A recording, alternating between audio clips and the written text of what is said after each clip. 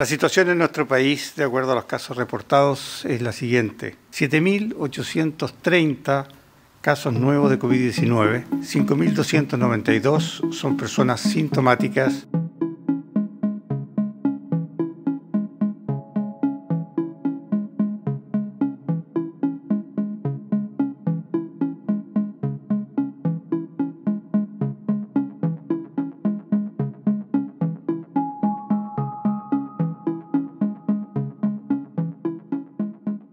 Plusieurs choses. D'abord, il y a le choix du vaccin utilisé. On sait qu'ils sont probablement pas tous égaux face aux différents variants. On a très peu de données face aux variants brésiliens. Et puis les Chinois ont quand même déclaré qu'ils avaient un vaccin relativement peu efficace et probablement peu efficace sur les variants notamment.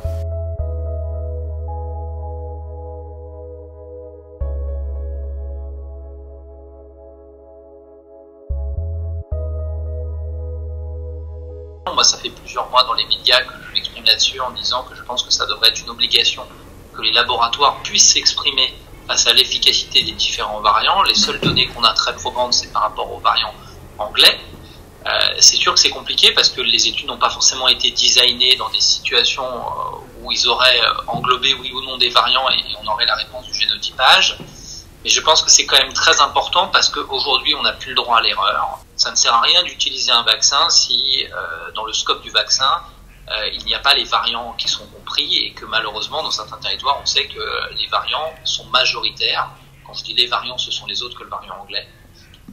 Et donc, ça questionne sur la stratégie vaccinale à adopter. C'est très compliqué parce qu'on n'a pas d'autres exemples de maladies, et même si pour la grippe, on a des souches différentes, c'est pas tout à fait pareil, et que ça nous fait penser que probablement qu'il faudra chaque année s'adapter à ces vaccins qui seraient des vaccins qui comporteraient plusieurs variants. Ça veut dire que les gens qui sont les plus vulnérables, et aujourd'hui on les a bien individualisés, devront probablement avoir des rappels pour couvrir les éventuels variants qui apparaîtraient et qui seraient des variants qui posent souci à la fois par la gravité de la maladie et par la circulation virale, sans mauvais jeu de mots, dans les différents pays. Si on veut aller plus loin, ça veut dire que ça va poser des soucis pour les voyageurs, parce que c'est ça dont il est question, et qu'il faudra probablement, à un moment donné, même si on ne veut pas le dire, adapter une stratégie de passeport vaccinal.